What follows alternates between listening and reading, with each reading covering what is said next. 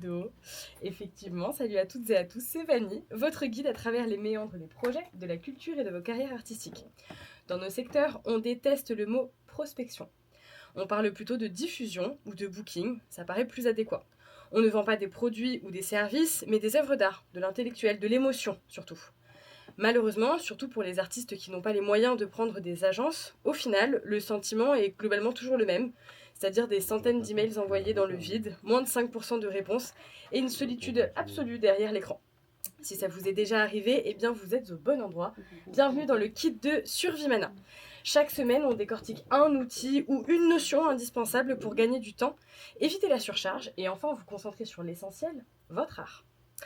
Aujourd'hui, on va dire ce que tout le monde devrait savoir. Un programmateur ou une programmatrice reçoit entre 50 et 200 emails par jour. Oui, par jour. Ton projet n'est donc sans aucun doute génial, mais le problème c'est que ton email est probablement même pas lu. Pour sortir du lot, on va utiliser quelques règles d'or de nos chers commerciaux. Parce que le talent seul n'apporte pas toujours de réponse, ce qui est bien dommage, mais la stratégie parfois, ça aide. La règle de base, qui est celle qui est plutôt connue en général, c'est le ciblage. Il faut privilégier la qualité à la quantité. L'envoi en masse, alors surtout dans la culture, n'est pas une vraie option. Envoyer un dossier de théâtre contemporain à une salle qui ne fait que de la comédie, c'est pas efficace. Et puis en général, ça c'est logique pour tout le monde, ça vous fera perdre du temps. Le truc à faire, c'est plutôt de prioriser vos 4 heures à qualifier une vingtaine de lieux précis, par exemple, qui programment réellement ce que vous portez, plutôt que 2 heures à arroser 200 contacts au pif. Si vous ciblez, votre taux de réponse peut en plus augmenter, en général de 2 à 10%. Donc ça fait quand même une augmentation qui est intéressante. La deuxième règle, c'est qu'en fait, moins, c'est plus. L'objectif n'est surtout pas de donner toutes les informations. L'objectif, c'est d'avoir une réponse pour enclencher une conversation. Votre premier email ne doit pas être un pavé. Envoyer un PDF avec un dossier de 20 pages, votre fiche technique et 4 liens vidéo, c'est le meilleur moyen pour qu'il passe dans les non-lus. Pourquoi ? Tout simplement parce que mentalement, un mail long qui prend du temps à être lu, ça prend forcément aussi du temps à concocter la réponse. N'importe qui n'a pas le temps ou qui a un peu trop de mails fera juste passer ça au second plan, sans même juger la qualité de votre dossier ou de l'email qui a été écrit. Faites donc plutôt un mail court, 3-4 phrases, les infos clés et pertinentes, un lien par exemple, juste de quoi susciter la curiosité et lancer la conversation. Troisième petite astuce, l'art de la question. On oublie souvent que dans premier contact, il y a donc le mot premier. Le but n'est alors pas de signer un contrat en 2 emails, c'est donc de susciter une réponse. Ce sont 2 choses très différentes. On applique alors les méthodes de communication de base. Si vous avez besoin de quelque chose, il faut le demander. Si vous avez envie de discuter, il faut poser la question. Terminez toujours par donc une question ouverte. Est-ce que vous programmez encore des concerts pour la saison ? Une question, ça pousse automatiquement le cerveau à chercher une réponse. C'est le début de la conversation et c'est en fait ce que vous cherchez. Dernière méthode à appliquer, c'est ce qu'on appelle la relance intelligente, car tout l'art de la prospection réside probablement ici.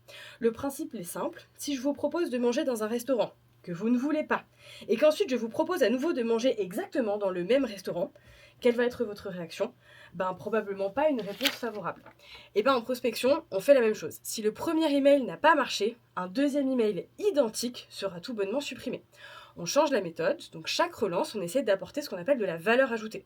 Une nouvelle date de résidence, une nouvelle photo, une captation fraîche, une sortie, une date. Vous sortez du très dérangeant harcèlement commercial pour passer dans l'actualité, l'information, permettant de continuer à chercher la curiosité et, in fine, une réponse.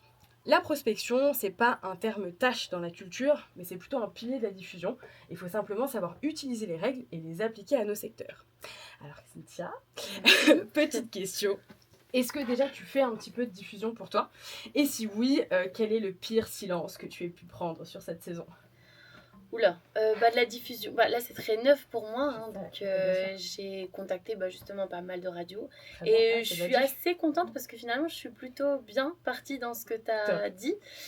J'ai pas encore fait de relance pour l'instant parce que c'est vraiment neuf. Mais du coup, je prends note et je ferai ça.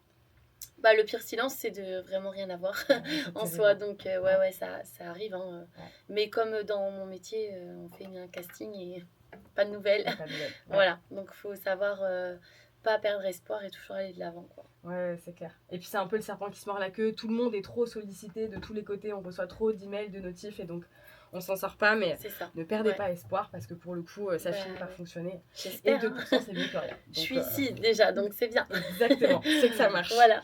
Merci pour ta réponse. Merci à toi pour les conseils. Récap du jour. Pour optimiser votre diffusion et obtenir plus de réponses, changez de position et utilisez quelques-unes des méthodes de nos commerciaux préférés. Voici les 4 règles de base. Ciblez vos lieux et vos contacts.